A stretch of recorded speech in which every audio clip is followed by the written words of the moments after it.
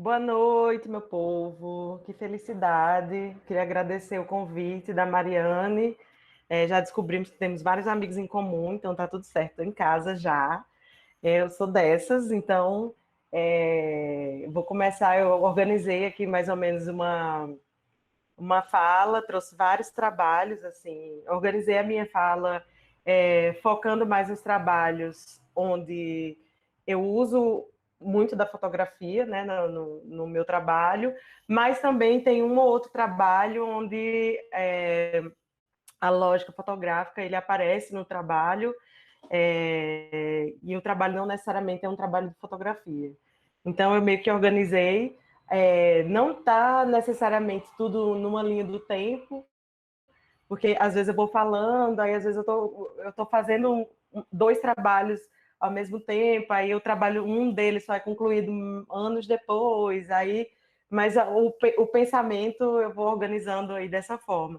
Então, à medida que eu for falando, se vocês forem tendo dúvida, quiserem perguntar alguma coisa, dá um rajadão aí, que agora que eu descobri que tem um levanta-mão aí, vocês já vão fazendo aí, porque senão eu não vou parar de falar nunca mais, e aí vocês vão se arrepender, essas vão ser as suas últimas palavras. É, então, agradeço a todo mundo, né? 22 pessoas aqui, online, numa segunda-feira. Gente, que eu quero mais? Nada, só tá aí ao vivo. E que a pandemia passe, é isso. E vou começar aqui, vou fazer uma apresentação aqui para vocês. Espero que dê bom, né? Porque agora fazer a apresentação é mesmo que fazer quando você está dando aula que você não sabe mexer no projetor. É assim. Tá chegando aí a apresentação? Abriu sim, Tá eles. chegando. Opa! Deixa eu ocultar esse negócio aqui. Peraí, saiu? Saiu. Pronto, voltou. Voltou? Sim, aham. Pronto. Tá, tela cheia, perfeito. Ótimo. Eu começo sempre assim com esse diagraminha. Não vão pensando que eu vou ficar só fazendo, vou no diagraminha, tá, gente? Porque eu quero tudo que mais não seja uma coisa chata. Mas eu fiquei, como uma boa metódica virginiana como sou, eu fiquei pensando como é que é o meu método, assim, muito do que eu vou falar para vocês passa por esse diagrama. Então eu fiquei imaginando, principalmente na época que eu estava fazendo mestrado, como é que começa mesmo o meu processo, de onde é que vem, como é que eu começo a imaginar, como é que eu começo a pensar, como é que as ideias vieram surgindo, como é que eu trabalho, né, de fato. E aí eu chego numa coisa mais aproximada, que seria um método que eu chamo de via de mão dupla, e esse método, né, ele parte dessas coleções e desses arquivamentos que são, eu vou coletando materiais de modo muito intuitivo e vou coletando imagens também. Então, todo o meu trabalho, meu processo, ele começa a partir da fotografia, mas essa fotografia muito despretensiosa, muito a caráter de registro mesmo. Quando eu estava na metade da faculdade de artes, meu pai me deu uma câmerazinha digital, a câmera dele, e aí eu tinha um hábito, eu desenvolvi um pouco desse hábito de sair para fotografar na rua. E era uma cybershot, assim, uma câmera pequenininha, dessas comuns, e eu saía no centro da cidade e fotografava e voltava, olhava essas fotos, aí voltava de novo para o mesmo lugar, outros dias, e fazia mais fotos e ia olhando essas fotos e juntando materiais. E muitas vezes eu não sabia muito o que fazer, não tinha muito um objetivo a priori, mas eu fui construindo um hábito que era quase como se fosse, se a câmera fosse um bloco de notas. Então, tinha todas as minhas anotações ali, e eu chegava em casa e ia ver aquilo que eu tinha feito, o trabalho que eu tinha feito. Às vezes ficava meses aquelas imagens ali no HD, e aí eu voltava a ver, até que, a partir dos materiais que eu coletava e dessas imagens que eu coletava também, aquilo ali foram se amalgamando, assim, eu fui entendendo que esses materiais, eles poderiam potencializar as imagens de alguma forma, e aquilo poderia criar narrativas, criar relações que seriam mais interessantes do que a foto por si só e o objeto por si só, né? Então, as duas coisas, né? Tanto a fotografia quanto o objeto, eles eram deslocados da sua função ali, da sua coisa original. A primeira série de trabalhos que eu fiz e que deu início a tudo é chamada série Lembretes. Eu trouxe um trabalho só para vocês, que é esse trabalho chamado Notas. Essa série é uma série maior. Eu trouxe um pouquinho de cada série, de cada corpo de trabalho, né? Essa série é uma série que ela foi desenvolvida quando eu recebi um convite para fazer uma exposição individual na Aliança Francesa, em 2009. E aí, a minha professora, Marta Penner, que é maravilhosa, ela me fez esse convite, assim, de supetão, no início do ano de 2009. Ela falou, vamos fazer uma exposição, fui convidada aqui para fazer umas curadorias, acho que você ia fazer um trabalho excelente e tal. E aí eu fiquei, gente, mas como assim? Eu só faço umas fotos, eu ainda não tenho trabalho, papapá. Aí ela, não, é só no fim do ano, é só em novembro, você vai pensando aí, vai quebrando sua cabeça, e eu tenho certeza que vai sair uma coisa legal, assim, você vai conseguir fazer uma coisa boa, assim, eu já vi suas fotos e tal. E aí eu fiquei, né? Fiquei maquinando, maquinando. Claro que essa maquinação ela teve picos de sofrimento, posição fetal, porque eu não tinha experiência, mas eu fui no espaço da Aliança Francesa e quando eu cheguei lá, não era exatamente uma galeria, era um hall adaptado, aí tinha umas paredes com iluminação, uns trilhos de iluminação de galeria, porque era um lugar de passagem ali dos alunos, que eles ficavam durante os intervalos das aulas, e ficavam ali conversando e tal, mas também tinha uma adaptação para acontecerem exposições. E aí eu fiquei meio que matutando, fui lá algumas vezes, ficava lá, ia tomar um café, parará. E aí eu fiquei pensando que, tipo, nunca era só um lugar de estar plenamente, assim, de você ficar. Era mais um lugar de passagem mesmo. E aí eu fiquei pensando, né, quais são, desse meu arquivo fotográfico, quais são os lugares que poderia, que também tem essas características, assim, de movimento, de fluxo e tal. E aí eu fui vendo nos meus arquivos e tal, e eu tenho uma coleção, assim, de imagens de praças, de vias comerciais, do centro da cidade e tal. E aí eu fui imaginando também, vendo o local, vendo as imagens que eu tinha, como é que eu ia fazer, materializar essas imagens de uma forma que elas também, que o trabalho também, ele trouxesse essa temporalidade, né, de uma pessoa que passa, por exemplo, eu tinha uma foto no mesmo lugar, vários dias diferentes, mas os personagens são outros. Ah, uma foto que é tirada no mesmo momento, aquela mulher que está ali na frente de calça preta, ela já passou na foto seguinte. Então, tudo muda à medida que vai passando. Então, eu queria que a exposição ela também tivesse esse caráter. E aí, na época, eu estava já me preparando para fazer meu TCC, então eu tinha vários post-its assim colados na parede, com várias coisas que eu ia escrevendo para não esquecer. E aí eu fui me tocando que talvez aquilo poderia ser um suporte que me trouxesse essa característica fugaz que me interessava, né, na imagem. E aí eu decidi fazer a exposição toda em painéis, então eram 6 painéis, painéis assim, esse painel é bem grande, eram mais ou menos desse tamanho, então são painéis verticais, eram 3 verticais e 4 horizontais, como esse, e, e aí a exposição, ela tinha data para começar, mas eu não conseguia prever quando é que ela terminaria, porque à medida que o tempo vai passando, a colinha vai soltando e os papéis eles vão se desgarrando da parede, eles vão ganhando um movimento diferente. Por exemplo, tinha um painel que ele ficava perto de uma janela, então se tinha uma corrente de ar, o papel ele vai tornando, ele vai ficando com aquela, vai ficando impresso no papel a movimentação do vento.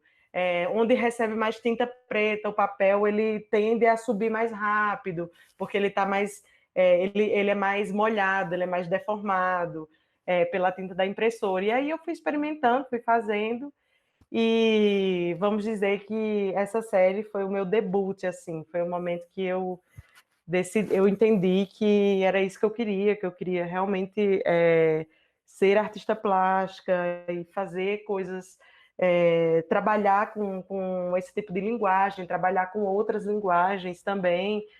Então, quando eu começo a fazer essa série, eu ainda não tinha um total entendimento do que o trabalho ele vai me dar, porque eu acho que quando a gente coloca um trabalho no mundo, a gente não sabe ainda tudo sobre aquele trabalho. À medida que o trabalho ele vai, você vai enxergando, que você vai estudando, que você vai lendo, que você vai tendo referências, parece que aquele trabalho que você fez, que ele tem muito mais de intuição do que do racional, ele vai se abrindo também. E você vai tendo outras dimensões sobre aquilo. Então, é um trabalho que eu tenho muito orgulho, assim, foi realmente uma porta de entrada, assim. E aí eu fui tentando experimentar, né? Outros. Nossa, essa foto tá bem, não tá muito boa, não, mas peço desculpa aí. Eu acho que eu peguei uma foto com uma qualidade muito meio ruinzinha. E aí eu fui experimentando, fui vendo, sempre a partir do meu arquivo de fotos, da minha coleção de imagens. Tudo ali estava dentro da minha pesquisa inicial, né? Que era desse hábito de conhecer a cidade por meio dessas imagens que eu fazia. E é interessante dizer também que esse interesse de conhecer a cidade, ele não vem do nada. Eu nasci em João Pessoa, capital da Paraíba, mas eu só fui morar, de fato, em João Pessoa quando eu tinha 15 anos, porque meu pai trabalhava no interior, no sertão da Paraíba, e eu cresci, do 0 aos 15 anos, eu cresci no sertão, que era tipo a última cidade da Paraíba, que ali faz divisa com o Ceará, Rio Grande do Norte. E aí, quando meu pai se aposentou, a gente volta para João Pessoa. Eu já volto com 15 anos, aí com 17 eu entro na universidade, e aí vem esse gosto, esse ímpeto por querer conhecer a cidade onde eu nasci, mas que o máximo que eu conhecia e o máximo que eu sabia dessa cidade era um conhecimento de férias, assim, que eu ia uma vez por ano passar férias na casa da minha avó, e a minha avó, ela tinha um hábito, a minha avó paterna, ela tinha um hábito de, quando ela ia à tarde comprar pão, que era no centro da cidade, a casa dela, ela ia me atualizando as coisas da cidade. Então, ela sempre me falava assim: aqui tinha um casarão que era assim, assim, assado. Aqui tinha não sei o quê. Nanana. Essa rua se chamava Rua Tal, agora não é mais. Então, eu via muito a transformação da cidade pelo olhar da minha avó quando eu era criança, e isso ficava.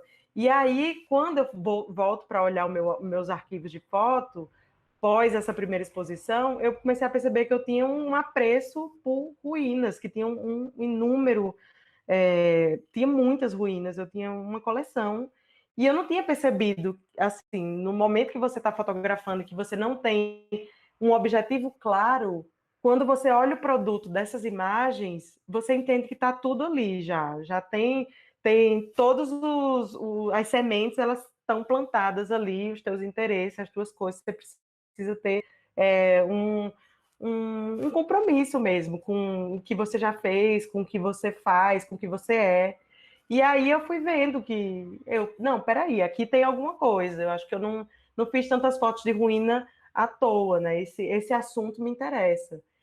E aí nasce a série Ruínas, que é uma série que ela é toda impressa. Eu trabalho com impressoras caseiras, impressoras normais, HP, tenho 3 aqui me olhando, e são impressoras muito simples, essas que a gente usa, porque no início, quando eu comecei a trabalhar, eu tinha um pensamento de, tipo assim, eu vou trabalhar com o que está disponível, que está à minha volta, de fato.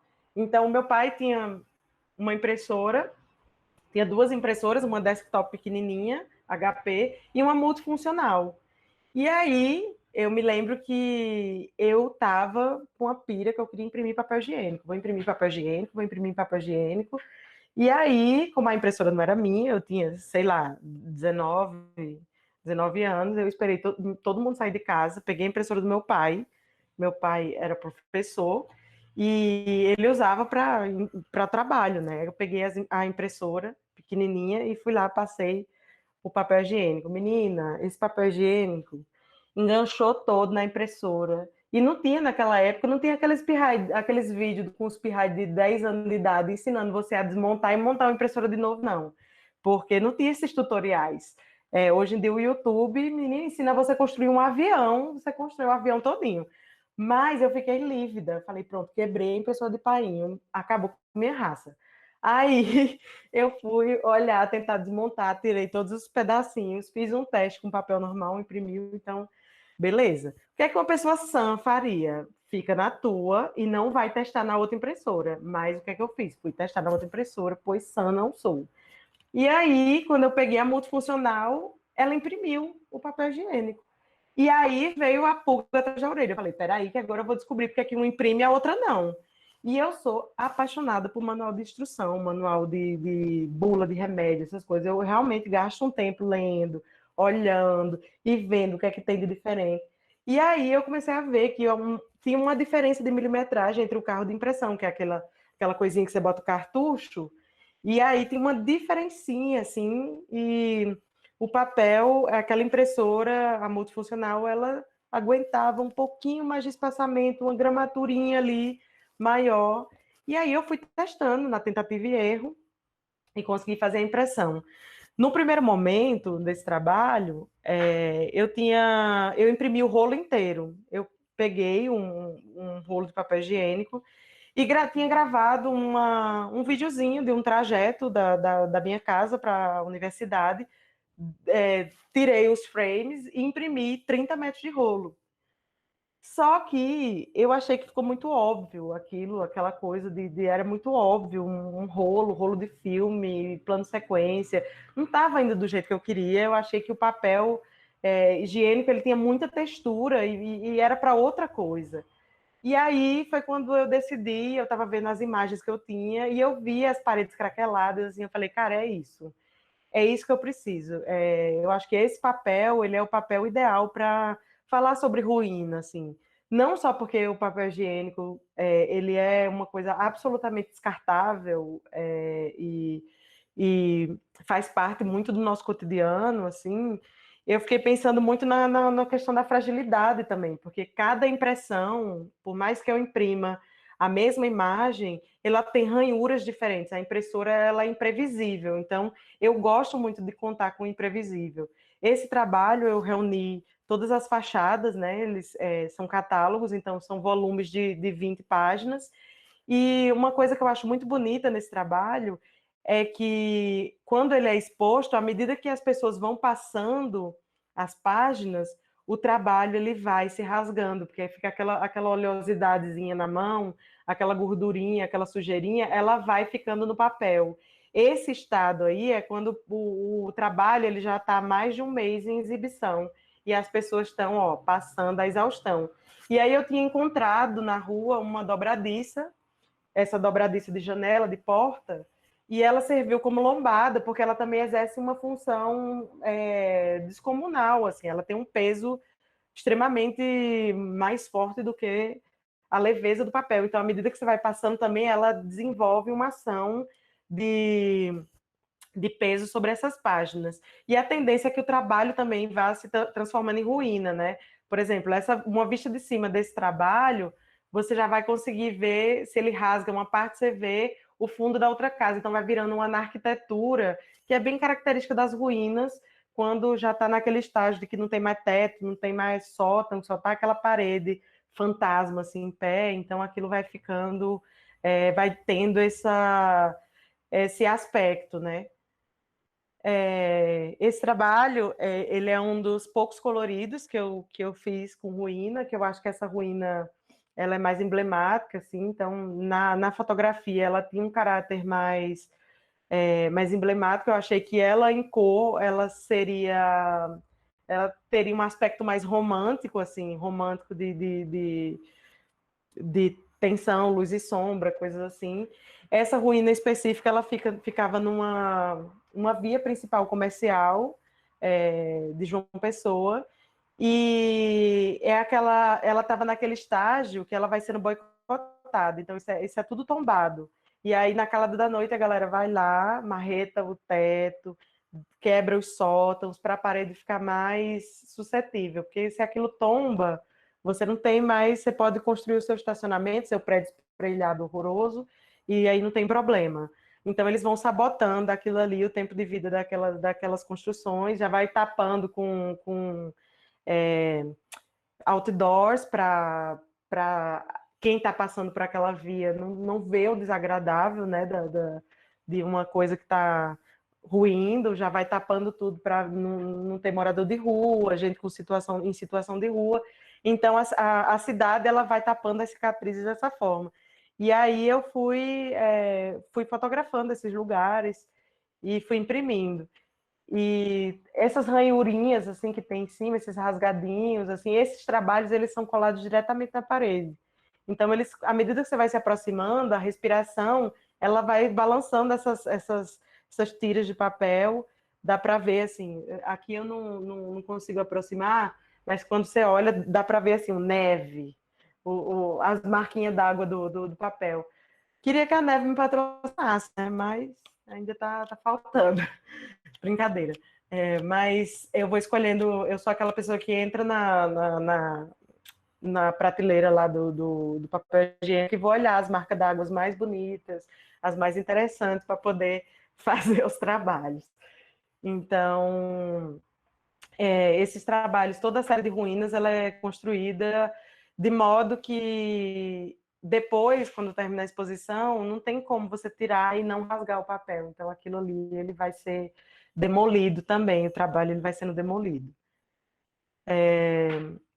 E aí, vocês estão percebendo que eu vou mostrando para vocês que cada material ele fala de um aspecto da cidade, de uma leitura específica, uma leitura muito pessoal também, a forma como eu estou enxergando, como eu estou vivenciando as experiências e tal. E quando eu fiz essa série, chamada Zona de Conforto, foi na época que eu ganhei uma residência e fui passar um tempo em São Paulo, passar 3 meses em São Paulo nessa residência, e eu nunca tinha viajado para lá. Essa série ela começa em 2011, então foi em 2011 que eu fui para lá. Eu nunca tinha nem andado de avião. E aí eu tive aquele primeiro choque, né, com muito prédio, muita coisa. E na época eu tinha acabado a faculdade em janeiro de 2011 e eu estava eu estava com uma úlcera, eu estava com uma úlcera gástrica. E aí eu precisei fazer um tratamento, né? A minha gastrite era nervosa, e eu precisei fazer um tratamento que durava exatamente 3 meses. E aí quando eu cheguei em São Paulo, eu fiquei hospedada na casa de uma amiga, e ela morava no Ipiranga, no 11º andar, e a vista que eu tinha era de prédios, era muitos prédios, eu comecei a fotografar, assim, todos os dias eu fazia uma foto, se estava nublado, se não estava nublado, e aí eu fazia uma foto dessa vista, ia tomando meus remédios, e eu não tinha ainda ligado, assim, eu sou uma pessoa que eu vou ligando as coisas aos poucos, assim, elas primeiro vão fazendo sentido para mim de outra forma, então eu vou vivenciando a cidade, eu vou experimentando a cidade de uma forma. Todos os trabalhos que eu trouxe aqui para vocês, elas falam um pouco da minha experiência em lugares muito específicos.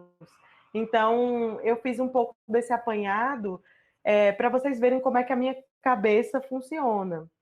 E aí, quando eu volto, depois desses 3 meses, que eu começo a desembalar, a desfazer a mala, desembalar coisas, nessa residência eu não fiz nenhum trabalho, não tinha uma obrigatoriedade de se fazer um trabalho, então eu fui meio que aproveitando, eu estava fazendo um curso no Tomiotaki, e fui aproveitando as coisas. Quando eu volto para João Pessoa,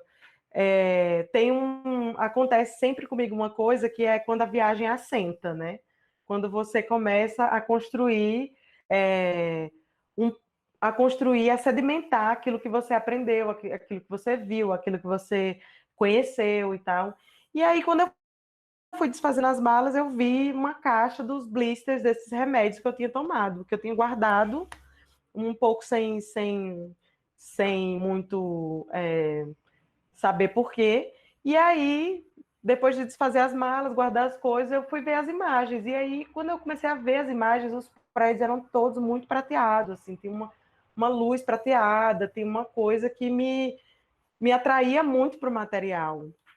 E aí eu fui tentando entender como é que eu poderia usar aquelas imagens, como é que eu poderia juntar essas duas coisas. Eu não sabia muito bem como fazer e como juntar. E aí, nessa mesma época, assim, quando eu lembro que a minha professora querida, ela tinha passado por um processo um processo depressivo, e aí ela ria, brincava e falava uma coisa que é meio trágica, assim, mas que ela falava disso num tom jocoso, assim, que ela falava, minha filha, eu tomo um remédio para dormir, para acordar e um para viver, porque eu preciso. E o meu pai, ele também ele tinha passado por um trauma, que ele era funcionário do Banco do Brasil, e ele foi aposentado por causa disso, e ele sofreu um sequestro durante o trabalho, e ele desenvolveu uma síndrome de pânico. Então, além de eu ter passado por uma situação onde eu estava com uma úlcera gástrica por causa de um processo de gastrite nervosa, o meu pai, a minha irmã, a minha professora, várias outras pessoas, e tudo isso era conectado por uma experiência cotidiana, uma experiência urbana, por violência, por ansiedade, por síndrome de pânico. E aí eu entendi que essa coisa de uma verticalização exagerada e desordenada também, isso também acarreta situações onde, quando a gente não tem um horizonte, vamos dizer assim, para respirar e uma situação confortável, a vida ela fica um pouco meio complexa. Então eu comecei a chamar essa série de zona de conforto, porque invariavelmente em alguns momentos a gente necessita de zonas de conforto artificiais nesse sentido. Então o trabalho ele vai sendo construído dessa forma. Eu vou juntando imagens de skylines e esse trabalho ele exige um pouco da performance do corpo. Então ele é muito pequeno, então de longe ele fica só uma tarjinha preta assim no blister, e você vai se aproximando e vai vendo que aquilo é prédio. São vários prédios. E aí esse trabalho ele foi sendo construído dessa forma. Nesse mesma experiência, né, de estar em São Paulo, foi quando me abriu portas para um grande assunto que está até hoje assim nos meus trabalhos, que são monumentos. Então, como eu estava ali no Ipiranga, perto do Museu do Ipiranga, uma das coisas que eu mais gostava é de sentar nas escadarias ali dos monumentos que tinham ali no Museu do Ipiranga. E aí nessa época, eu morava com uma minha amiga que fazia um mestrado, e ela era absolutamente fissurada nesses marcadores de página. Os livros dela pareciam franjas, assim. Falava, mulher, tudo nesse livro importa para tu, porque tu marca tudo. Aí a gente ria, brincava e tal, só que era esteticamente muito bonito, assim, as franjas no livro e tal. E aí eu fiquei pensando nisso, e aí eu comecei a a colecionar é, monumentos, imagens de monumentos. Em primeiro momento eu fotografava, só que eu comecei a ficar muito compulsiva, assim, então eu criei um passatempo que eu ficava no Google olhando monumentos da Nicarágua, monumentos do Brasil, monumentos de São Paulo, monumentos de Porto Alegre, monumentos não sei aonde, monumentos russos, monumentos em ruína. E aí eu fui criando pastas, assim, para organizar esses monumentos, e isso foi virando uma grande coleção, que começou em 2011 e foi até 2015, mais ou menos. E fui eu fui imaginando, assim, porque quando você vê um monumento instalado no meio de uma praça, no meio de um lugar, aquilo em determinado momento vai virando uma coisa meio atemporal, né? Às vezes a placa cai, não se repõe, aquela figura que foi em algum momento homenageada, quando aquilo vai passando o tempo, você vai perdendo um pouco a referência daquele monumento. E aí eu fiquei pensando que perder a referência do monumento só se ele tivesse invisibilizado ou inviabilizado, desmonumentalizado. E aí eu fui pensando um pouco nessa coisa de trazer a imagem do monumento para esse marcador de página, que ele tem 4 centímetros, ele é uma coisa muito pequena, então é difícil você identificar quem é a figura, é difícil você ver quem é aquele monumento, e fiquei imaginando também que, como uma figura demarcatória, a obra, o trabalho em si, ele seria uma massa que grifaria essa parede, como você grifa a importância de um livro, como você demarca com o monumento a importância daquela figura na cidade e tal. Então eu fiz um pouco essa brincadeira, e essa ordem de cores, ela se dá porque eu segui a ordem do fabricante de marcadores que eu usei, porque eu não queria ter influência sobre quem ia ficar vizinho de quem. Então, você vai encontrar uma Madre Teresa que é vizinha de um ditador, que é vizinha de não sei quem, que é vizinha de um cara com uma arma na mão, que é vizinha de um monumento, de um monumento de um artista, enfim, são várias vizinhanças absurdas que elas criam um roteiro narrativo histórico completamente diferente. E é um trabalho também que fala sobre como a gente vai tendo novas leituras acerca da história e como os monumentos eles vão se tornando voláteis nesse sentido. Porque quando a gente faz releituras, hoje em dia você vê quedas de monumentos, porque é inadmissível você ter um monumento de uma figura racista, torturadora. Então, quando você está lendo um livro, esses marcadores eles são completamente cambiantes. Às vezes você marca uma importância ali, mas depois você relê aquilo nem é importante, nem é tão interessante assim para a construção do teu texto. Então, esse trabalho ele fala absolutamente sobre narrativas hegemônicas e sobre as novas narrativas que permitem que essas coisas autoadesivas elas troquem de lugar, elas saiam, elas caiam, ou elas se modifiquem de alguma forma à medida que a gente vai tendo um entendimento não hegemônico da história, né? E aí, dentro dessa minha pesquisa, dentro da pesquisa, eu descobri que haviam inúmeros monumentos que apontavam direções. Claro que quase todos masculinos, né? Quando você vê, eu tenho quase 11 mil imagens de monumentos. Então, desses 11 mil, posso dizer que 1,5% são de figuras femininas. O resto são figuras masculinas, figuras ligadas ao poder. Então, a coisa do monumento, ela já ela já tem um caráter de poder, né? De um pedestal, de a figura estar acima, da figura ser maior, de ter não sei quantos metros e tal. Então eu separei todas essas figuras que apontam para o céu, com arma, com espada, que apontam para o céu, para o chão, para o inferno, seja lá para o que for, porque eu achei bem sintomático, assim, e é uma brincadeira também com o marcador, apontador, ser essas figuras que apontam direções para quem está vendo. Cada série dessa também tem outras subcategorias. Gente, tá muito rápido, que eu vou falando, vou metralhadora desgovernada. Por mim tá ótimo, pode seguir. Tá. Esse trabalho, ele foi a minha primeira residência artística, eu fiz em Sena Madureira, no Acre, e eu trouxe ele porque ele foi um trabalho que ele aconteceu, os primeiros passos dele foi muito por meio de expedições fotográficas. Então, num primeiro momento, a gente viveu. Eu preciso contextualizar um pouco. Esse trabalho ele aconteceu porque a UNB ela tem braços, né, de universidades à distância. E isso muito antes de eu vir morar em Brasília até. Foi por causa dessa residência que eu conheci Brasília e vim morar em Brasília. Então, me convidaram para fazer uma residência artística nessa cidade, que tinha um curso de artes visuais, mas que é uma cidade muito carente de espaços museológicos, de exposições artísticas.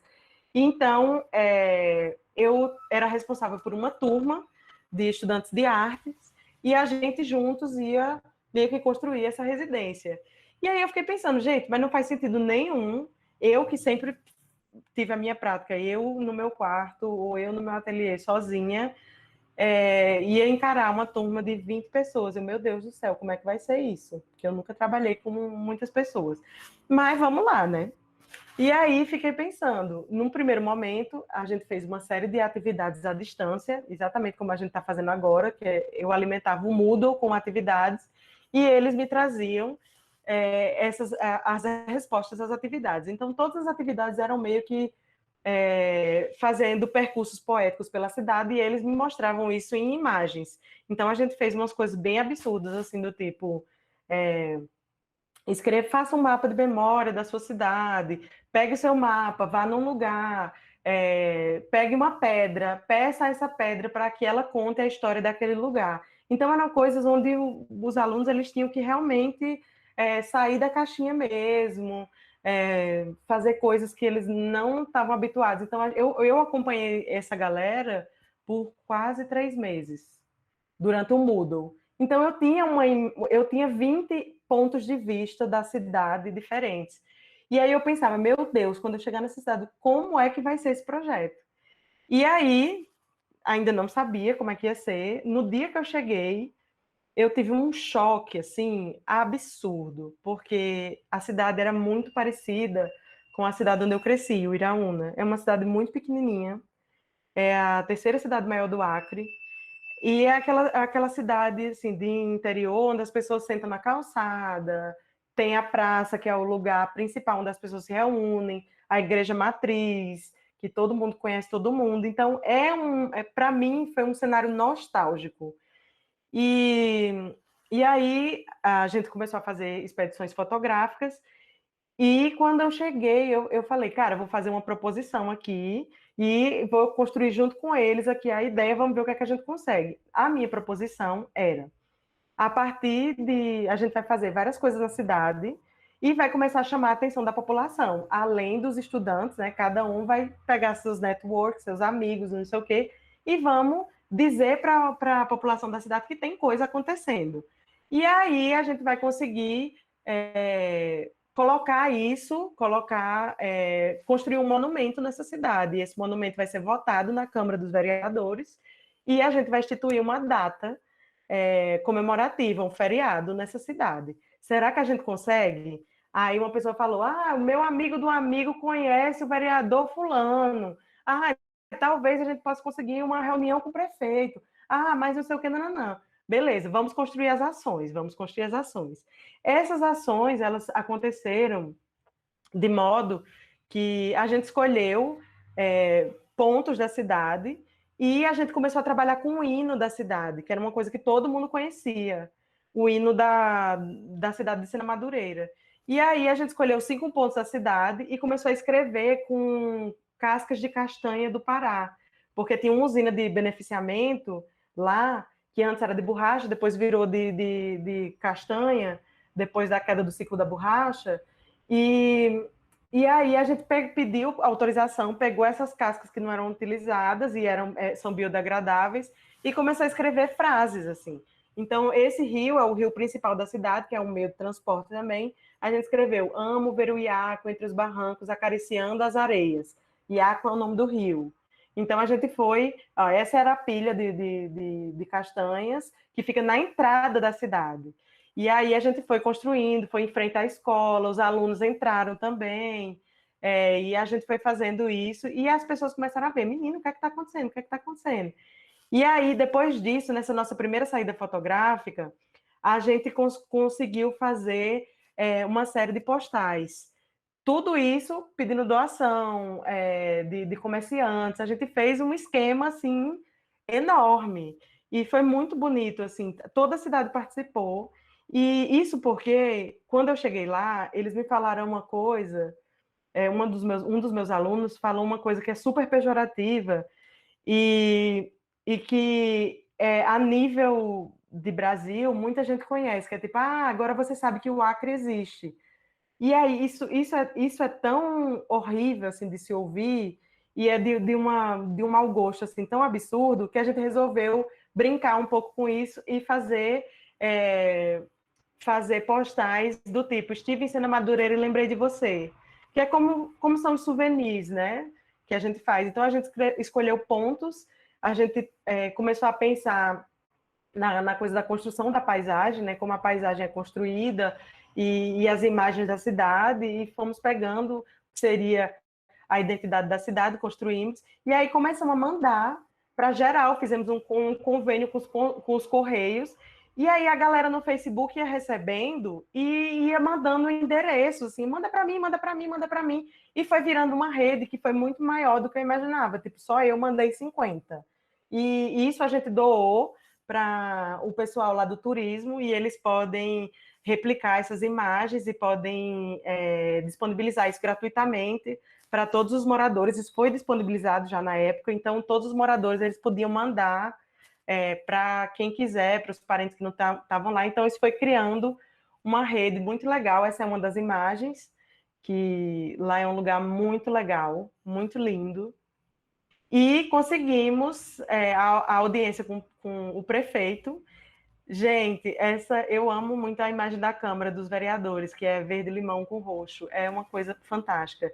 Esse é o vereador que a gente escreveu juntos, o projeto de lei, e conseguimos aprovar a lei com o Dia da Contemplação. Então, temos a partir de uma proposição poética, a partir de uma residência artística coletiva, nós conseguimos criar um ponto facultativo, que foi como é o nome? Ai, agora eu esqueci o nome do negócio, que é uma intervenção em calendário cívico. Então, isso foi uma coisa muito significativa. Isso tudo está em documentário, eu posso passar o link para vocês depois. Isso está em livro também, porque essa residência que eu fiz, outros mais dois artistas foram para outros polos. Um foi para Cruzeiro do Sul, no Acre também, e o outro foi para Tarauacá, e eu fui para Sena Madureira. Então, tudo isso está documentado em vídeo, em documentário. Aí está a lei, e nós escolhemos também um trecho do hino para ser o dia da contemplação, que é o dia 9 de agosto, né, como o dia de contemplar a cidade com afeto e carinho. Então, no dia nós fizemos a abertura com banda de música, com a comunidade, chamamos todo mundo para a praça, teve a execução do hino da cidade, como manda o figurino, porque sou dessas, e aí tá aí a nossa plaquinha. O prefeito permitiu que a gente escolhesse um ponto, então nós escolhemos a praça, que é o lugar mais central da cidade, e todo dia 9 de agosto é o dia de contemplar com afeto e carinho a cidade de Sena Madureira. Então, todo esse trabalho assim, foi uma coisa muito bonita de ser construída. Então, a gente foi vendo a cidade a partir das imagens que a gente foi fazendo, e a partir disso foi criando realmente um sentimento de tipo, tem uma coisa acontecendo, tem uma movimentação acontecendo, e isso se tornou esse monumento, né? Que em algum momento ele vai deixar de existir enquanto placa física, né? Mas vai estar lá na lei da cidade, na lei orgânica da cidade, vai estar lá um ponto facultativo que surgiu a partir de uma proposição artística. E eu falando assim de junção, de reunião de coisas, assim, eu vou entrar um pouco na coisa dos monumentos. Eu comecei a colecionar também esses papéis de pagamento, né? Notas de pagamento, de cartão de crédito, coisa. E aí eu percebi que essa imagem impressa, ela diz muito sobre a minha vida. Eu comecei a olhar e ver, eu falei, cara, isso documenta meu dia a dia. E aí comecei a juntar isso como se fossem diários, assim, criei essa instalação, que tem esse nome. Então, assim, isso aqui é a junção de um ano de vida, isso é um ano da minha vida. E à medida e esses espetinhos é aqueles espetos de boteco, assim, que você vai colocando as contas e tal, e aí isso tá, todas essas notas, elas foram espetadas. E aí eu comecei a colecionar esses papéis, porque eles são impressos com calor, e eles vão se apagando. E aí eu fiquei imaginando que em algum momento a minha vida ia parar de ser documentada e outras coisas nesse papel iam surgir. E aí, depois que toda a minha coleção ela vai se apagando, isso aqui é o equivalente a 1 ano. Mas eu colecionei durante 7 anos. Eu tenho, nossa, eu não aguento mais. Eu tenho muito, muito, muito papelzinho desse. E aí, tipo assim, eu fiquei 1 ano inteiro para fazer esse trabalho. Se eu fosse pagar uma água, eu pagava no débito, para poder ter o comprovante. E aí eu imaginava que quando isso se apagasse, outras coisas iam acontecer, porque eu sou a pessoa que eu guardo, tipo assim, eu recebo, eu boto no bolso, do jeito que sair, saiu, eu guardo. Então, foram aparecendo dobras, eu fiz essa série, que se chama Arqueologias Possíveis, só com imagens dos meus, da minha coleção, das dobras, eles já apagados, mas o que surge a partir daí. Então, eu fiquei vendo que eram quase como se fossem construções, arquiteturas e desenhos que ficavam impressos nessas notas. Então, essa série é uma série fotográfica, né? Uma série a partir dos meus arquivos, e eu mostrei esses primeiros para poder chegar nesses aqui. E é uma série que eu ainda estou um pouco pensando sobre ela, no sentido de que eu tenho muita vontade de mostrar eles como eles são, de fato, no real, mas eu gosto muito desses quadrinhos pequenininhos, dessas montagens meio constelacionais, eu nem sei se essa palavra existe, mas enfim. Então, e fui criando coisas assim. Então, essas notas creme, elas tinham uma cara. Vocês já viram os desertos, como é que eles são no Google Earth? Por cima, assim. Então, eu fiquei vendo assim essas coisas que tinham muito cara de depressões e coisas geológicas, assim. Então, eu fui criando a partir dessas peças apagadas.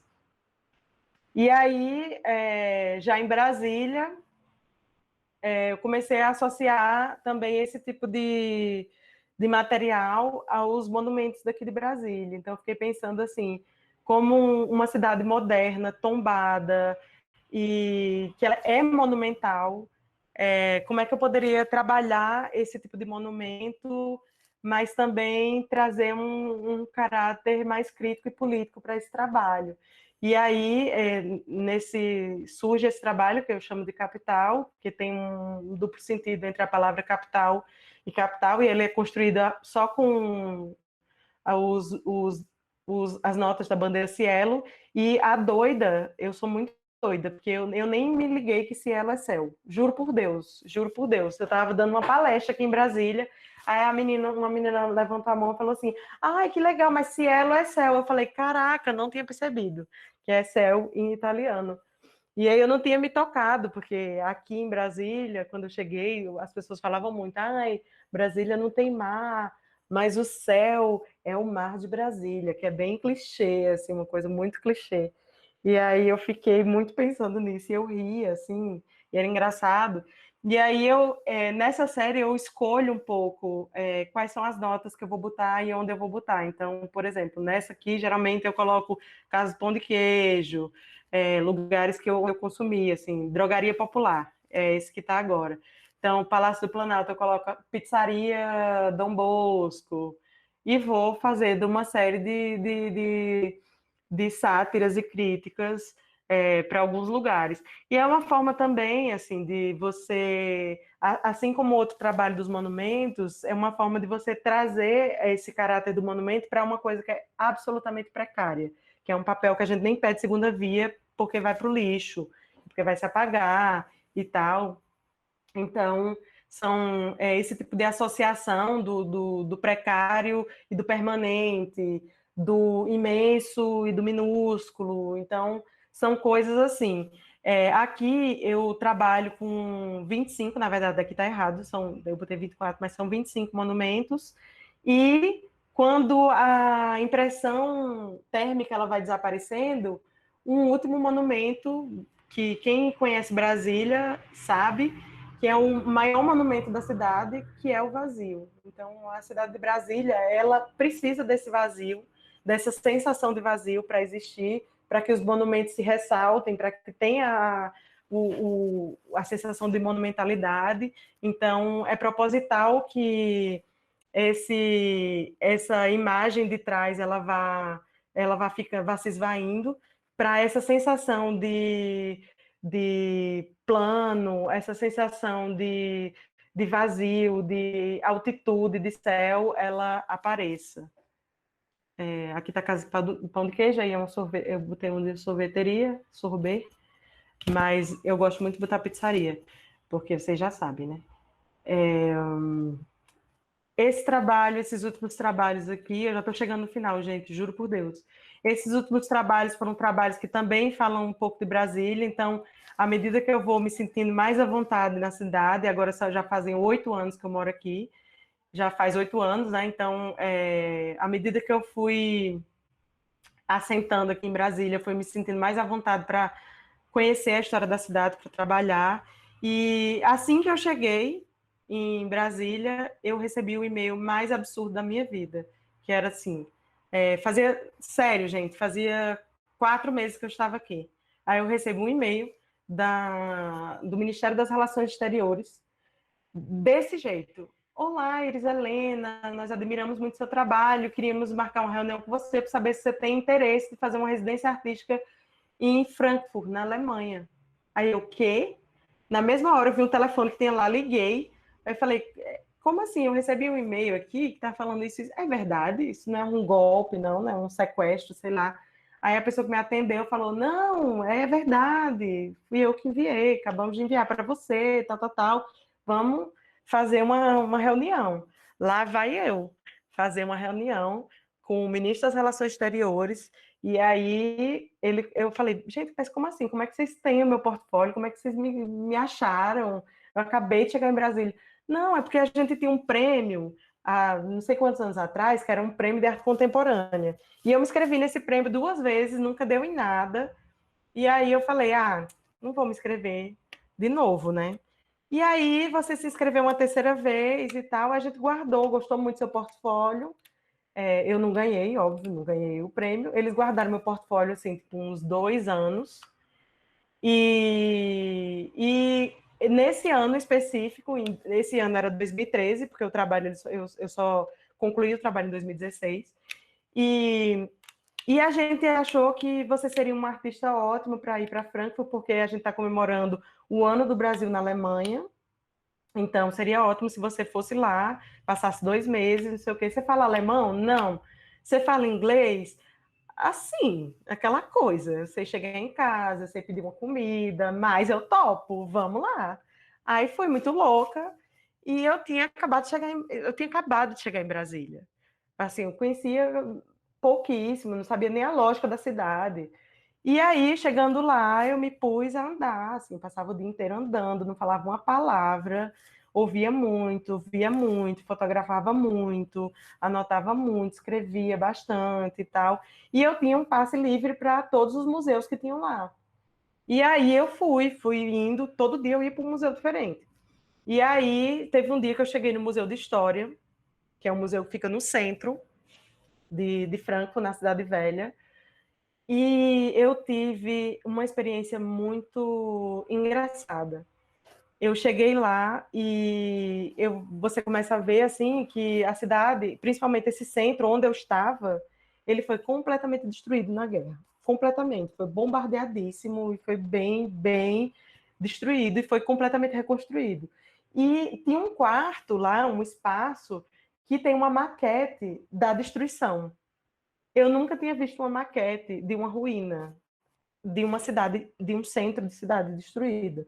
Eu fiquei tão impactada com aquilo, eu achei aquilo de uma potência, assim, era enorme, era um negócio grande. E eu falei, gente, preciso fazer alguma coisa com isso, preciso fazer alguma coisa com isso. E aí fiquei, né, naquela pira, fotografava tudo, todas as imagens do Museu de História, e ficava lendo e tentando entender o que é que tinha acontecido e tal. E aí, quando eu chego aqui em Brasília, eu fiz uma exposição chamada Aliança, e esse trabalho também se chama Aliança. Na verdade, o título da exposição era um título que estava em cima de uma ponte que tinha lá, que é uma frase da Odisseia, de Homero, que está escrito assim, navegando em mar cor de vinho, que é o rio principal que corta a cidade, o rio Main, tem água bem escura. Então, tinha assim, essa frase, ela cabia, da Odisseia, cabia, tinha numa ponta, assim, que era atravessando o mar cor de vinho e demandas de povos de línguas estranhas. Então, esse era mais ou menos o título da exposição. Essa é uma tradução do grego, né, que era o que estava escrito na ponte. E eu achei que fazia muito sentido, porque eu era estranha, eu era a pessoa da língua estranha, eu estava em duas cidades diferentes, eu estava morando provisoriamente na Alemanha e também estava recém-chegada em Brasília, então nenhum desses lugares era o lugar de onde eu estava, então era como se eu estivesse em cima dessa ponte. Eu estava sobre dois lugares e não estava, e estava meio que nesse lugar. Então, no meu imaginário, assim, pensando conceitualmente os trabalhos, e aí esse trabalho ele foi surgindo mais ou menos assim. Essa aliança, que eu chamo esse trabalho, ele é uma junção de imagens da construção de Brasília e da destruição da cidade de Frankfurt. Não existe absolutamente nenhuma junção histórica entre esses dois fatos. E essa é uma junção absolutamente poética, eu fui juntando, e essa aliança ela se dá pelo caos, o caos de uma construção e o caos de uma destruição, o caráter de caos que vai aparecendo aí. E aí eu fui juntando as imagens pela forma, tipo assim, essa aqui tem o X dos eixos principais de Brasília, que está a ponte destruída, a ponte que foi bombardeada. O Marco Zero, no outro tem uma placa também que ela tem um indicativo assim. Então eu fui pegando imagens que são muito icônicas e fui fazendo essas junções.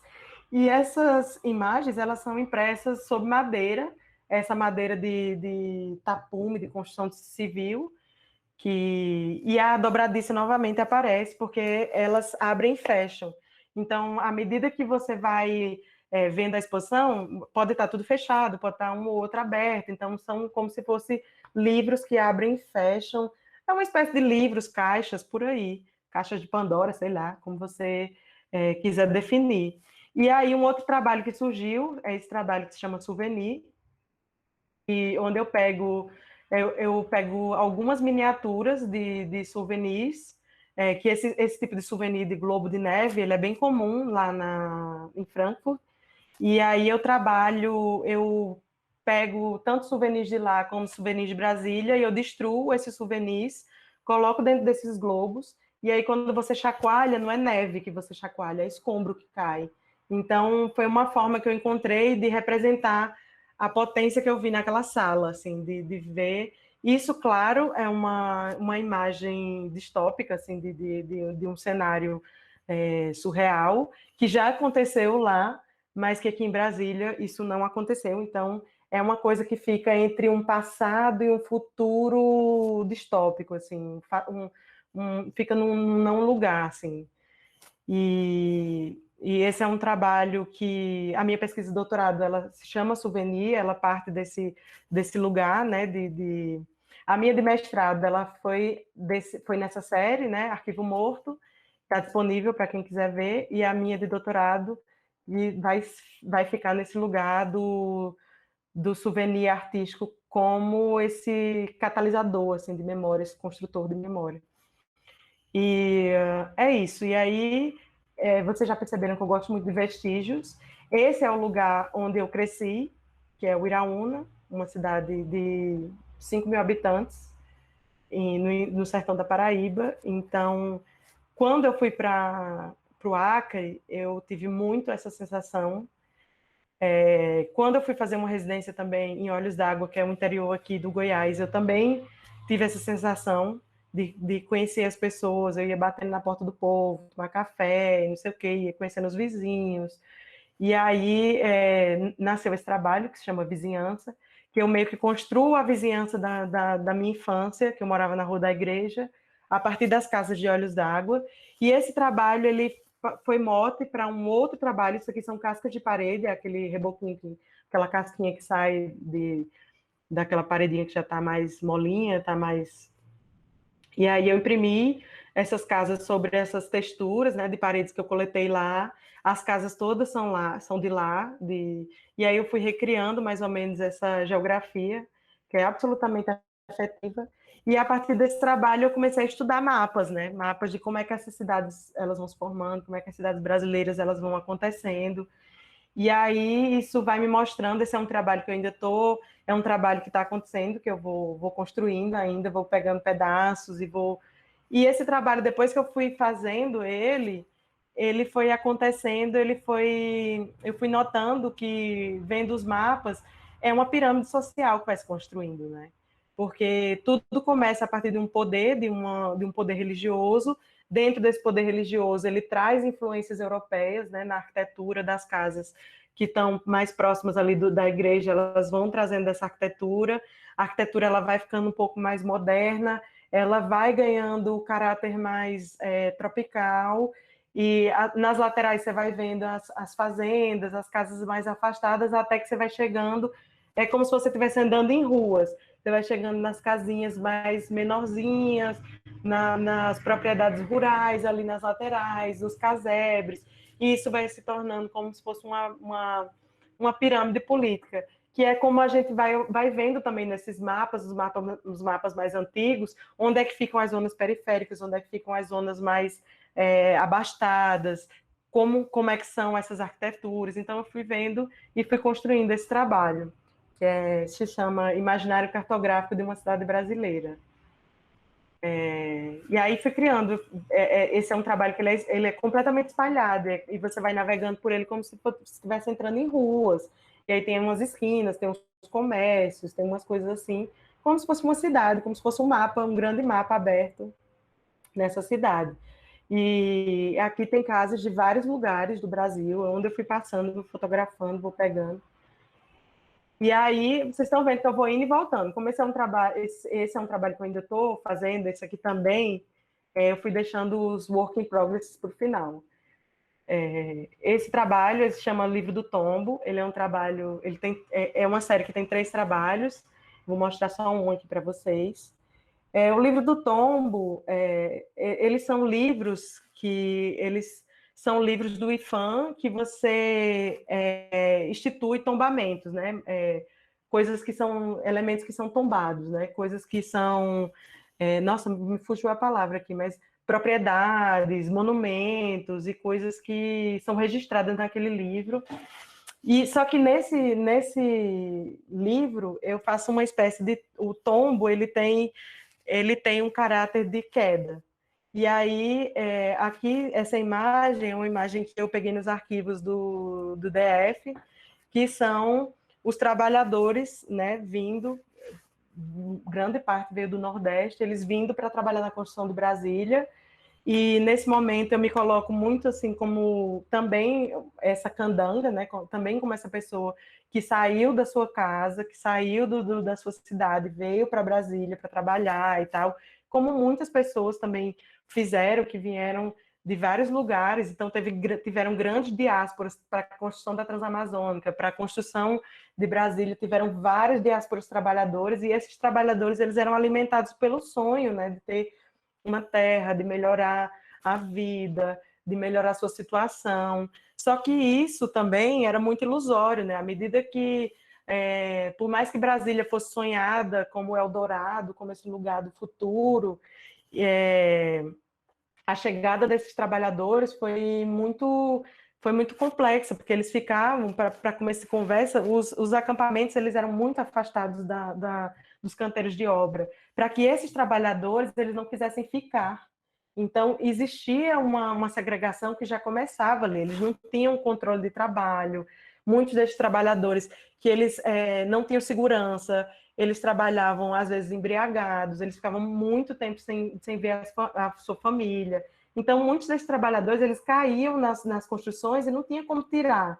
Então, assim, vários desses monumentos têm corpos sedimentados. E aí eu fiquei pensando muito em como falar disso, como falar dessas histórias de ilusão e de queda. E aí eu criei uma espécie de livro também, esse livro é com tapumes, que são esses tapumes de construção, que eu peguei em construções aqui, E nessa imagem que está impressa, é um monumento que eu esqueci agora, nossa, do Bruno Giorgi. É um monumento que foi batizado de Os Guerreiros, que fica na Praça dos Três Poderes. Só que as pessoas, elas se reconheciam, os trabalhadores, eles começaram a entender que aquilo era uma homenagem para eles. Então, aquilo foi rebatizado por intuito popular como os candangos.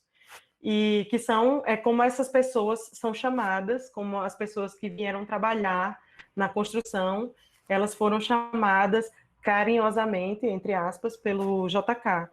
E do lado tem uma moeda, que é uma moeda que eu ganhei da minha avó, e é uma moeda que circulava durante a ditadura, uma moeda comemorativa que tem um riscado, né, o traço uma moeda de 50 cruzeiros, que tem o traço do plano piloto. E aí eu fiquei pensando nesse conjunto de homenagens e não homenagens que foram feitas ao longo do tempo e que, na verdade, não eram tão homenagens assim. Então, esse livro é um livro que fala um pouco de ilusão, na verdade.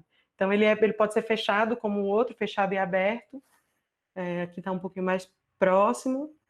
Aqui ele está todo aberto, eu não trouxe nenhuma dele fechado. Tem aqui embaixo, fechado.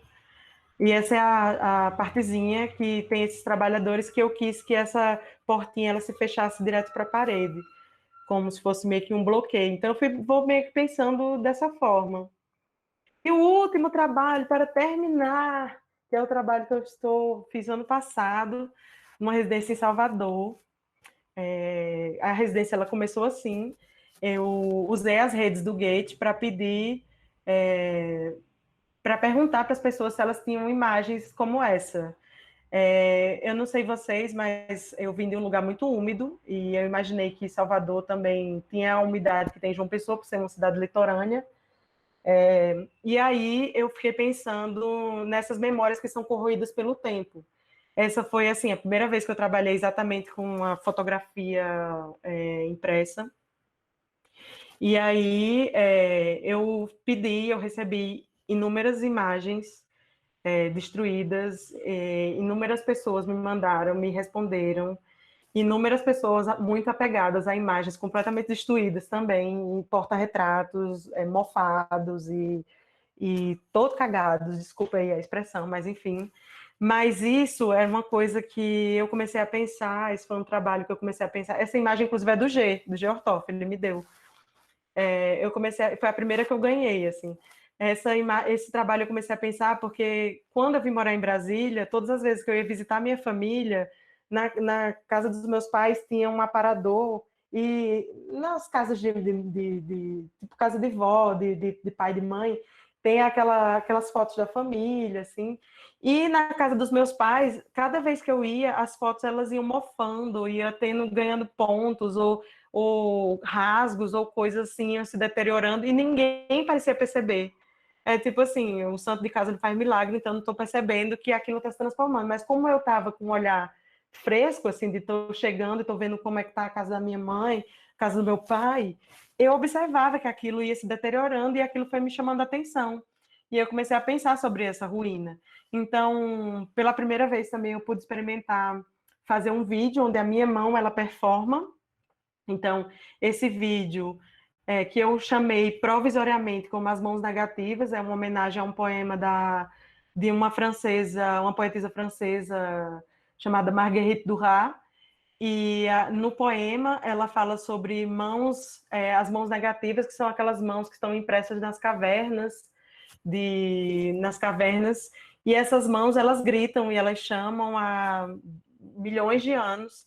E aí eu fiquei pensando muito que as imagens, elas chamam também. Essas imagens, quando você entra numa casa, você entende a casa a partir das memórias que nela estão dispostas. E aí eu fiquei pensando muito nessa ação do tempo, né? Então, essa mão que ela destrói os porta-retratos, né? A ação, o vídeo é só isso.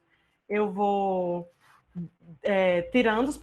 separando os vidros do porta-retrato e vou descolando essas fotos que estão grudadas nos vidros, que quando tem a ação do mofo, e da umidade, algumas elas colam e rasgam, como essa daqui. As que eu recebi, né, eu fiz o vídeo, e algumas outras eu fui tentando simular um pouco dessa ideia.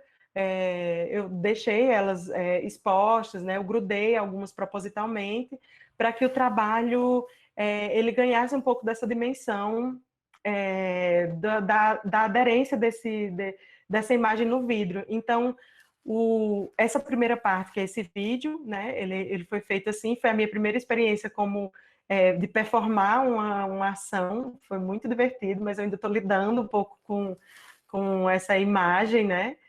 E isso virou uma instalação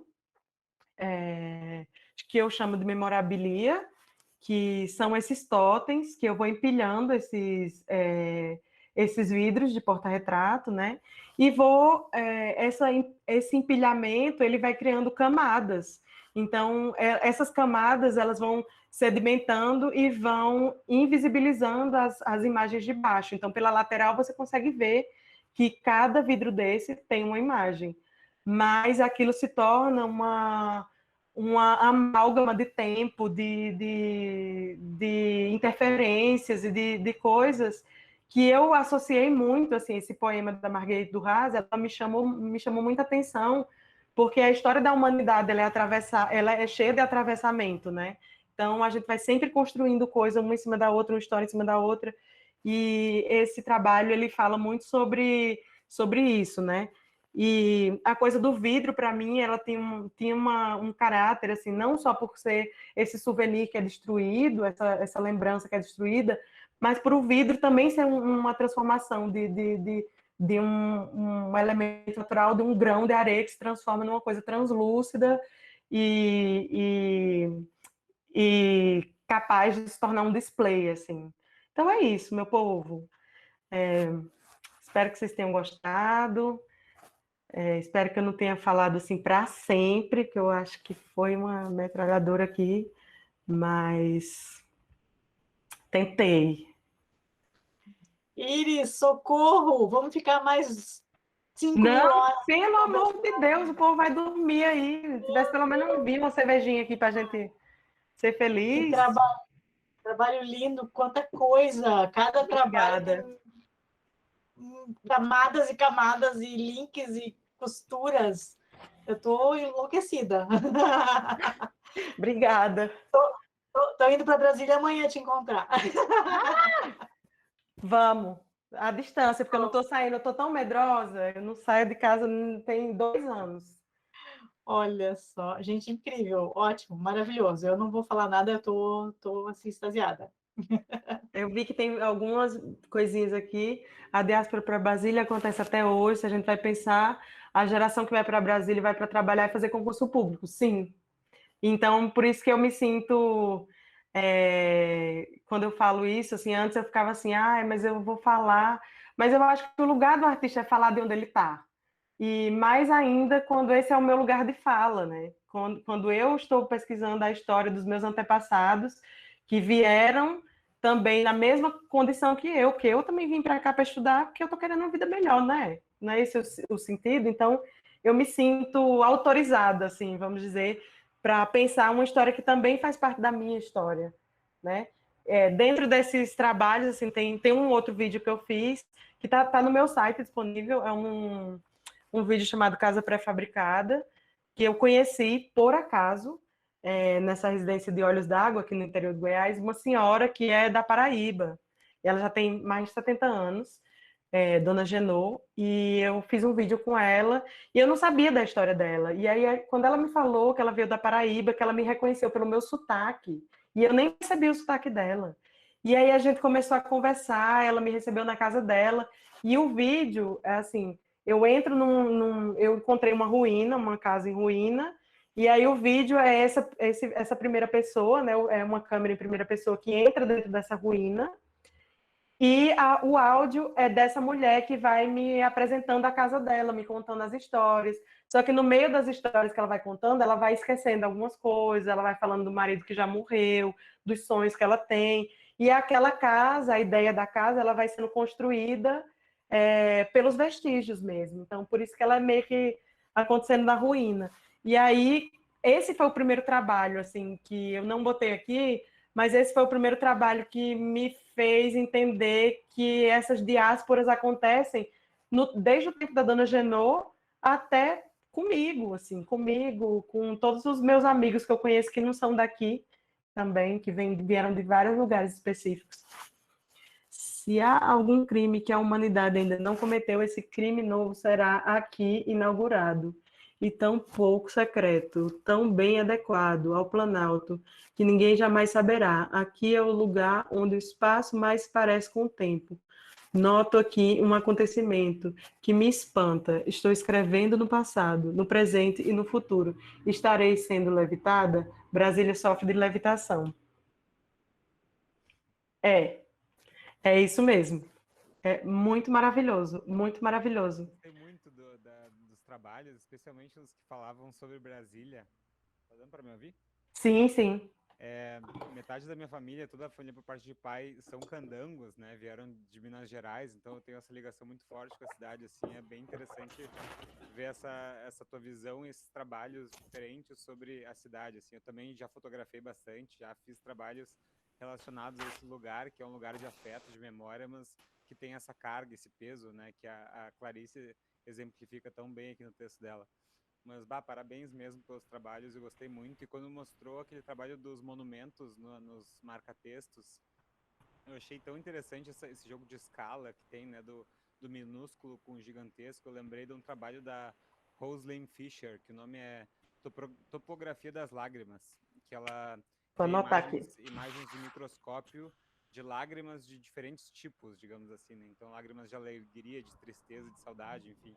E ela cria essas imagens de laboratório microscópicas, né? E expande isso, e depois faz um livro que é grande, tem essa dimensão gigante, né? Então eu acho legal esse gesto que ela pega uma imagem de uma lágrima e transforma, expande isso, né? E faz esse jogo de escala que fala tanto também de sentimentos diferentes que ao mesmo tempo são opostos e tem essa conexão, né? São dois polos de uma mesma coisa. E eu achei bem Sim, interessante que no teu trabalho tem vários momentos isso, né? Dois polos sim, de uma mesma força, digamos assim, né? Então a ruína e a construção, a escala gigantesca e a minúscula, né? Então o histórico e o que é tipo passageiro, né? Efêmero. Então eu acho interessante esse jogo e o quão fácil que é transitar de um para o outro dentro dessa poética, né? Então parabéns pelos trabalhos mesmo. obrigada. Você me fala o nome do trabalho da Rosalind Fisher? É Rosalind Fisher, eu vou Rosalind colocar aqui. Fisher, É Topografia das Lágrimas, das nádegas. É Topography of Tears, eu coloquei ali. Ah, você escreveu aqui, né? Tá aqui. Pois é, isso é uma coisa que eu gosto muito de fazer, e é uma coisa que às vezes ela acontece muito intuitiva, como foi o caso do Cielo, assim, que vai acontecendo, que depois o trabalho ele vai me dando mais coisas, assim, ele vai. Então eu sempre falo, eu não sei tudo sobre o trabalho que eu faço. Provavelmente, se eu for fazer uma nova fala, eu já vou colocar mais conhecimento. Todas as vezes que eu tenho a oportunidade de conversar com vocês, de ter essa troca, eu estou aprendendo um pouco mais sobre o meu trabalho. E isso que você falou é tão importante, porque eu acho que quando a gente está pensando em materializar, em fazer um trabalho, tudo nele vai comunicar. O título vai comunicar, a falta de título vai comunicar, o material que você escolher vai comunicar, a imagem que você escolher vai comunicar, o detalhe da imagem, se some, se desaparece, o tempo, tudo vai significar alguma coisa.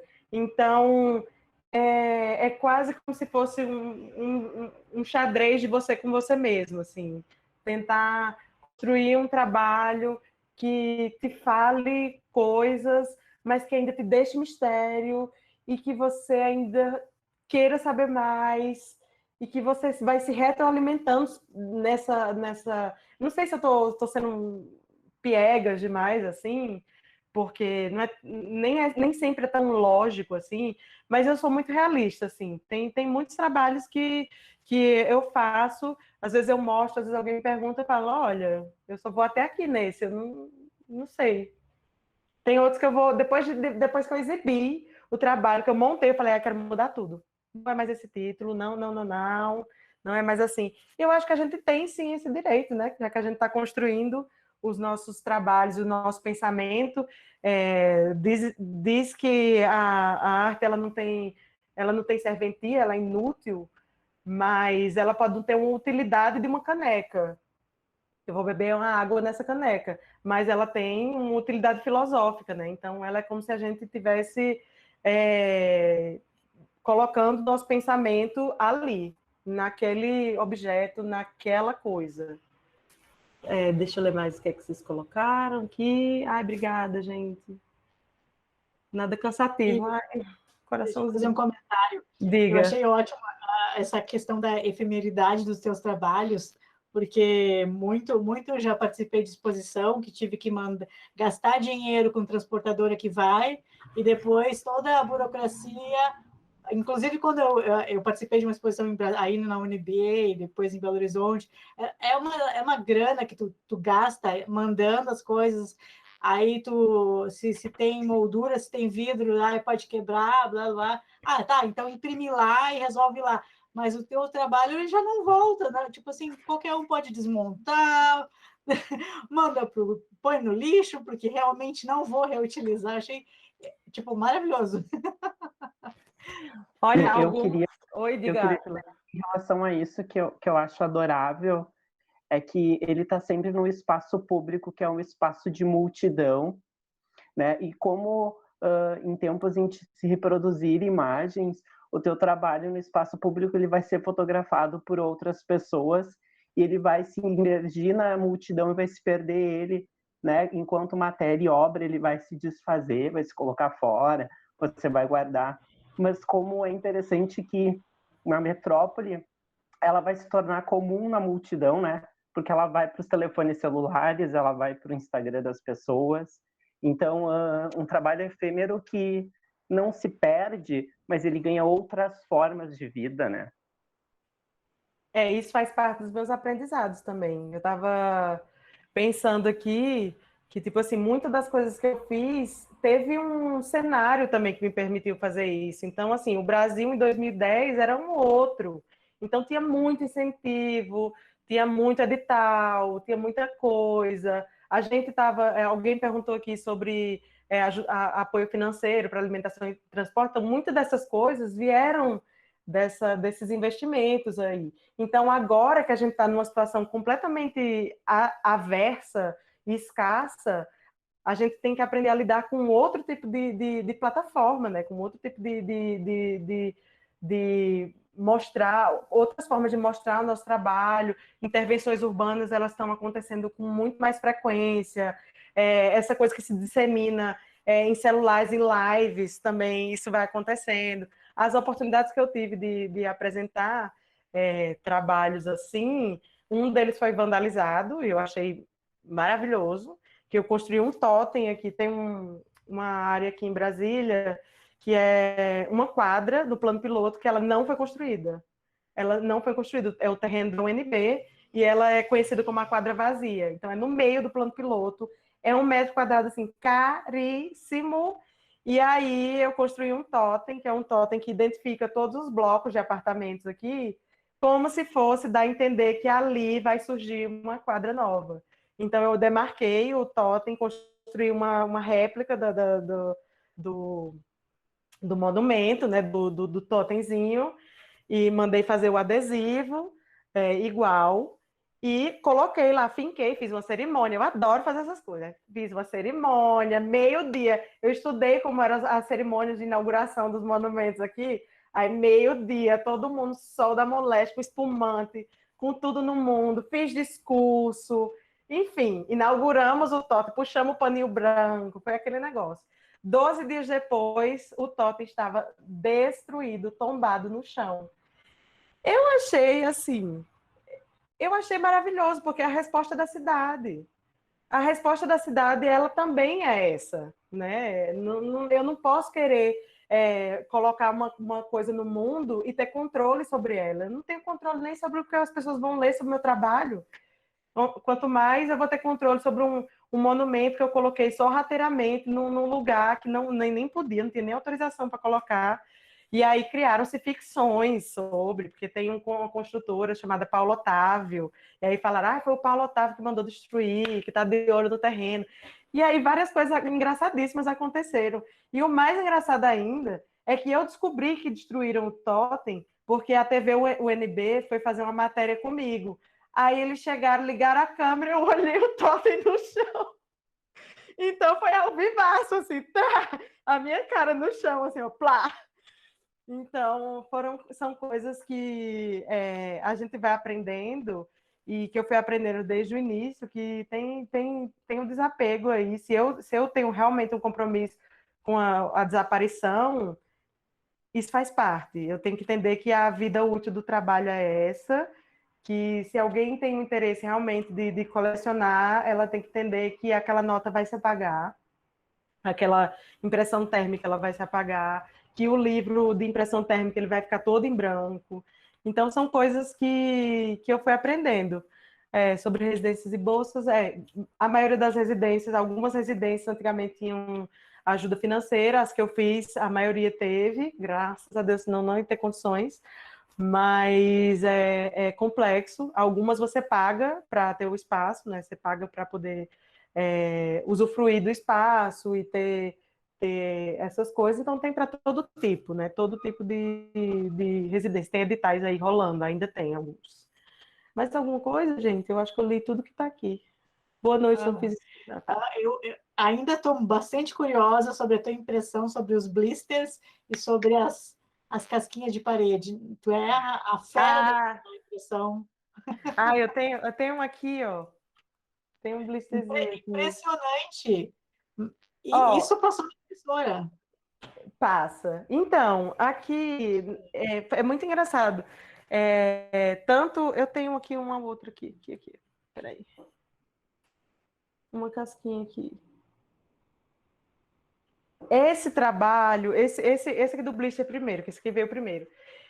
As impressoras que eu uso essas impressoras aqui. Vou mostrar para vocês. Abrindo a casa com Iris Helena. Essa aqui é uma impressora offset, HP. Essa aqui embaixo, que não dá para ver, é uma multifuncional. Vocês lembram daquela impressorinha quadradinha que ela fazia Xerox, scanner, aquela mais simplesinha? Essa é a que eu uso até hoje. Ela eu tenho duas dela. Um amigo meu me deu de presente a dele, que ele não ia usar mais. E aí eu tenho aqui, o meu pai me deu, porque ele desistiu da dele, que eu tomei de conta. E essas multifuncionais, elas aguentam o grosso. É nelas que eu passo tudo. Essas outras aqui são mais lembrete, marcadores, que elas são mais rápidas, elas fazem frente e verso. Essa aqui é mais moderna. Mas, quando eu fui tentar fazer, eu sou assim, eu começo a imaginar coisa, aí eu fico no faniquito. Aí eu vou conseguir, aí eu vou fazer, aí eu fico tentando até dar certo. Nessa tentativa de até dar certo, eu erro 250 mil vezes, mas cada vez que eu erro, aí eu penso, assim eu sei que não faz. Assim, na minha cabeça estava lindo, estava tudo perfeito. Nossa, tem tudo certo, assim, esse blister tem a ver com esse prédio.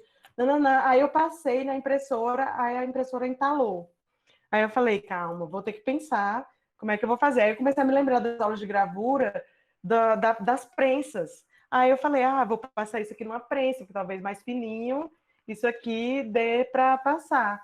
Aí, como eu não tenho uma prensa, eu vou na prensa manual. Às vezes eu pego a cabeça do martelo, alguma superfície que me permita amassar e deixar isso aqui o mais fino possível. Aí, primeira parte foi. Isso, meses, né? Aí, da outra vez, aí eu vou tentar imprimir. Passou. Agora a tinta não pega no metal. Aí eu falei, caramba, a tinta da impressora não pega no metal, como é que eu vou fazer para solucionar? Aí fiquei fazendo vários testes, tentando várias coisas. E aí, gente, eu me lembrei de uma coisa que me aconteceu quando eu era criança, no jardim de infância, que é muito... Eu dou muito valor para essas experiências, assim, porque às vezes são soluções muito simples. quando eu era criança, nas aulas de jardim de infância, eu gostava de pegar pincel, passar cola branca na minha mão, esperar secar, e depois tirar aquela pelinha e ficar aquela pelezinha. E aí eu fiquei, cara, eu acho que eu vou passar cola branca, vou ver, vou esperar secar e vou ver o que que acontece. Aí eu esperei secar, fica translúcida, passou, imprimiu. Perfeitamente. E aí depois, óbvio, você vai fazer um acabamento, vai colocar, vai colocar uma camada de verniz para aquilo durar, que esse é um trabalho que não se desfaz, né? Mas para ter uma durabilidade maior, para a tinta não desbotar, parar, e todos os cuidados que eu fui aprendendo. Mas, Deus salve a cola branca, eu sou bom dia, companhia, tesoura sem ponta. Mas essa foi uma solução. Esse trabalho aqui, esse outro, eu fui bem louca, bem kamikaze, porque isso daqui eles quebra todo. Ele quebra muito. E aí, quando eu fiz aquele trabalho lá, o Vizinhança, que é a vizinhança do. Eu estava em Olhos d'Água e eu só tinha levado o computador, a impressora e minha câmera. Eu tinha me prometido que não ia fazer nada com impressão, que eu queria fazer um vídeo, que eu ia testar outras linguagens. Eu fico me colocando em desafios, assim.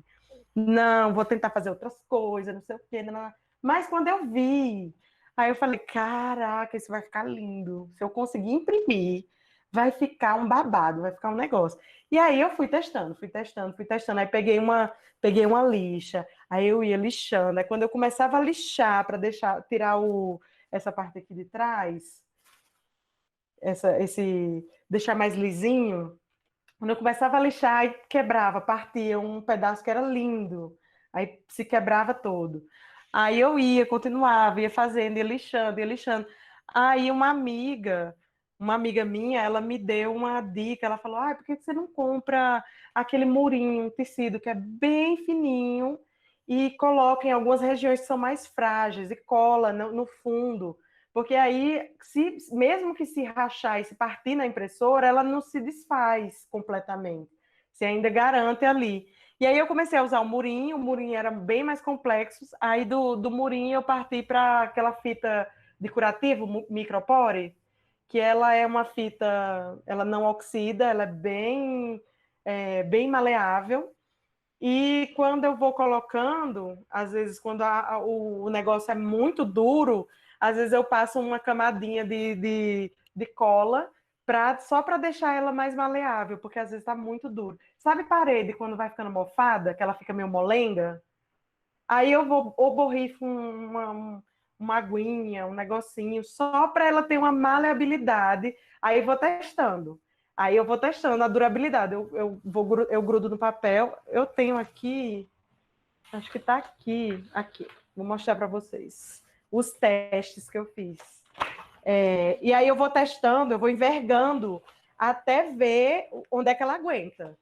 Onde é que a peça aguenta, porque se ela aguentar a virada da impressora, aí um beijo, vai imprimir. Mas geralmente, esses foram os primeiros que eu fiz, esses foram os que eu não consegui imprimir.